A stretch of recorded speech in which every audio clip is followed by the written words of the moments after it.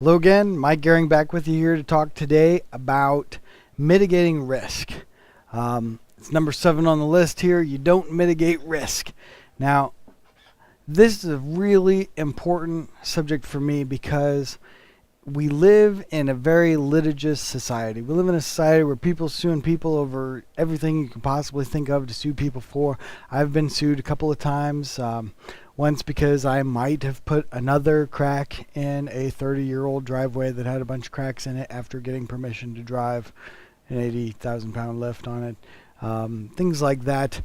The reason that we live in such a litigious society is because we've lost the basic tenets, the basic concepts, constructs of personal freedom and responsibility. And when you lose those constructs, when you lose that concept of personal freedom and personal responsibility, then you're always looking for someone to blame for your actions. The actions that happen to you. You're always looking for a way to pass the buck onto somebody who's got something you want. Interestingly enough, poor people don't generally get sued. And we live in one of the richest countries in the world, and that's why it happens so much here. But I really don't understand how anybody gets anything for anything because of two concepts. One is we hold these truths to be self-evident, that all men are created equal and endowed by their Creator with certain inalienable rights, among which are life, liberty, and the pursuit of happiness. But if you add to those the basic concept of freedom, then you have to always blame the most powerful person in the room. And the most powerful person in the room is you. And it's me in my room because nobody else is in here. So when you realize that you always blame the most powerful person in the room, then the fact that you're suing somebody else for something that happened to you gives them that power that was yours. It was your power. And that's the funny thing about freedom and rights and responsibilities, is that every time we pass the buck, we're passing with it our personal freedom, our personal accountability, our personal responsibility, the right to to control ourselves and our own actions. Every time we pass the buck, we're giving up a little bit more of our own freedoms and our own rights and our own responsibilities with it. And that's why we live in a culture where freedom is being hampered and freedom is being infringed upon. And it's being infringed upon because people don't want it. They're tired of it. They're tired of being responsible for themselves. They're tired. It would be much easier in a lot of people's minds if the government would just take care of them, tell them where to go to school, tell them where to go to work, tell them what time to get up in the morning.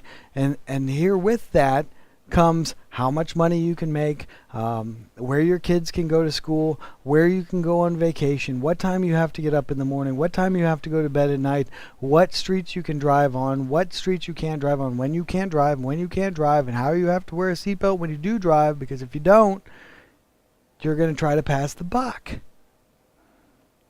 And that's where people lose sight of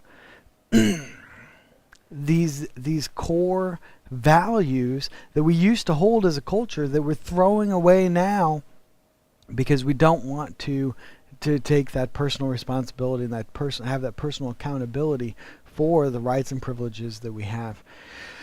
So on this concept of mitigating risk, you have to understand, first of all, that you're accountable for yourself, that the most powerful person in the room is you, and that you have to take responsibility and be accountable for your own actions. When you do that, then and only then comes the concept of mitigating risk. Okay?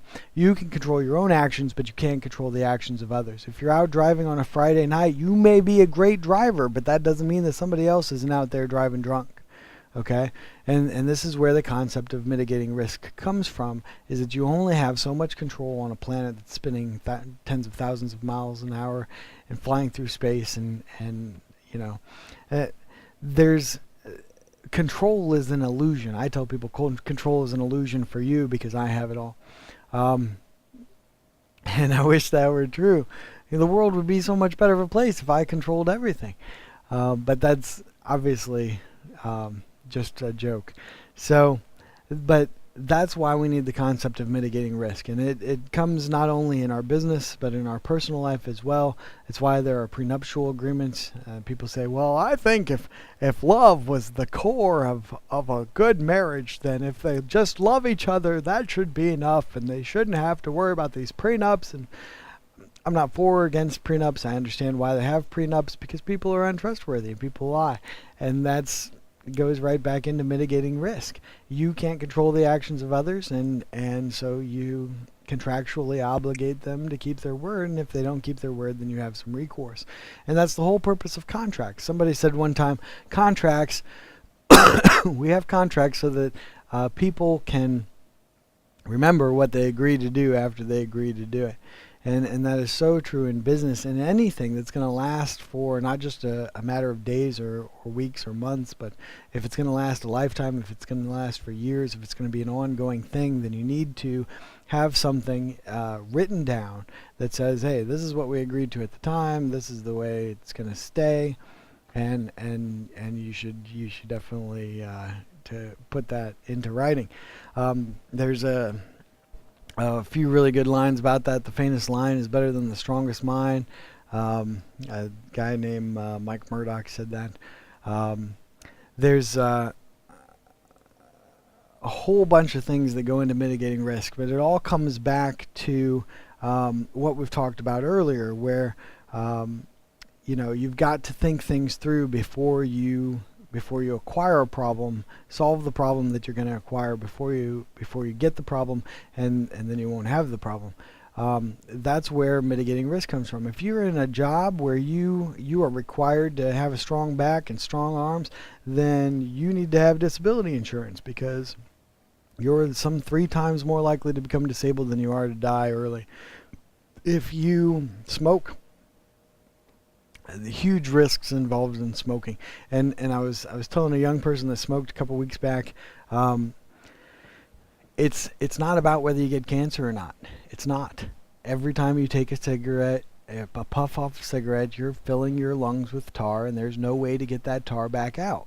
And lungs are an amazing thing. They're almost 3-dimensional. They're brilliantly designed for what they do. But if you fill them up with tar, how are you going to get air in them? And that's where COPD and emphysema and everything else comes from. All the respiratory diseases that are caused by smoking.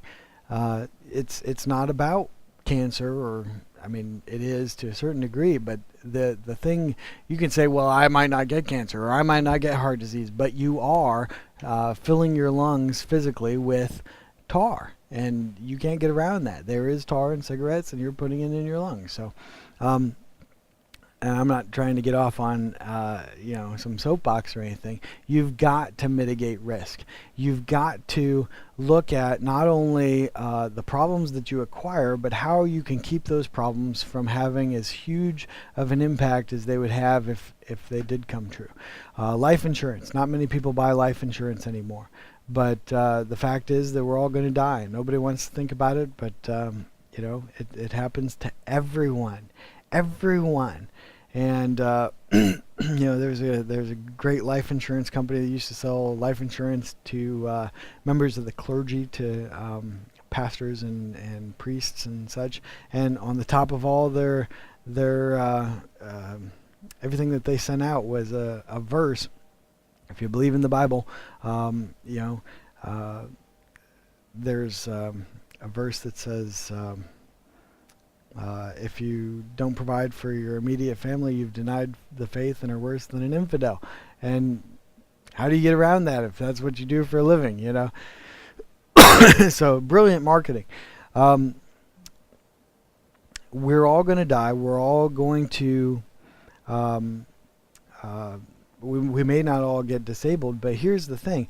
Winter happens to everyone. We've been going through seasons since we were born, and we act like winter doesn't happen. and hard times happen. There are downturns in the economy. There are bubbles. And they burst. There are things that are outside of your control that you can't control when or how they happen to you. There are storms. There are tornadoes. Your car might break down. You might get in a car accident. There's just so much in this life that is beyond our control, and we walk around. It's kind of a bad visual reference, but I was going to say we walk around with our heads in the sand. You can't walk around with your head in the sand, but we stick our heads in the sand, and we go, oh, that'll never happen to me. And then it happens to us, and we go, oh, what do I do now? You've got to understand that bad things happen to good people. Bad things happen to bad people. Bad things happen to you whether you're good or bad, or think or don't think, or plan or don't plan, or whatever. And you've got to do things. You've got to take steps to mitigate those risks. The first thing that you need to do to mitigate, it'll mitigate a huge level of risk in your life, is you've got to have at least $1,000 in savings.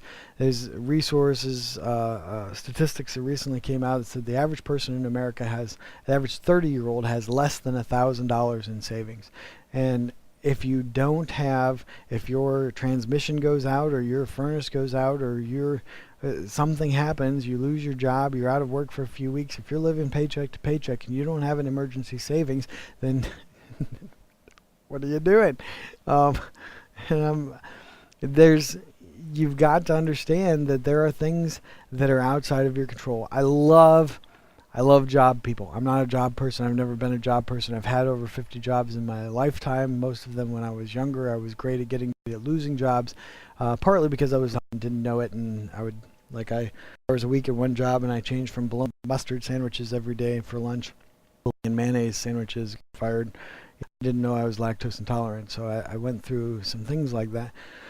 But the thing about job people is they live in this fantasy land, where, oh, I have a good job, or they don't have a job and they're like, I need a job, and then so they go get a job. Oh, I have a good job, and you hear that for about 3 weeks. 3 weeks to 3 months ish, and then you don't hear anything for a while, and then about a year later they're like, I hate my job, I hate going to work in the morning, I hate this place, I hate this people, I hate this job.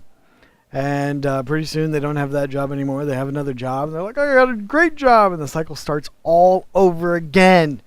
And they act like they're going to be at this job for 5, 10, 50 years, and they've never been in any job for 5, 10, 50 years.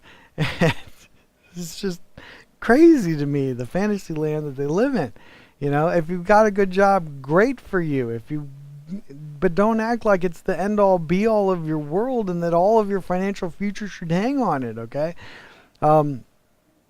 There is nobody who is successful in life, in money, in financially, that only has one source of income. There's nobody, because every stream dries up when there's a drought. It's just the way it is, okay? Well, the ocean doesn't dry up. Well, but you can't drink the water from the ocean either. So you need to understand that hard times happen, bad things happen to good people, and there are tons and tons of things in this crazy existence that are beyond your control. You have to mitigate risk. And if you just think about all the risks that you're taking on a daily basis, go through them one by one, and say, how do I mitigate this risk? How can I do a better job of mitigating this risk? Then you'll be in a much better, more stable, more peaceful, restful in your heart position, and you'll have a much better life. And in the next one, we're going to talk about, because I'm over time again, an ant is smarter than you are. A little tiny brain, smarter than you are. And it comes from an old proverb, and we're going to talk about that. Why is an ant smarter than you are? Are you smarter than an ant? That's what we're going to talk about in the next video. Again, my name is Mike Gehring. I hope these have been of value to you, and we'll see you on the next one.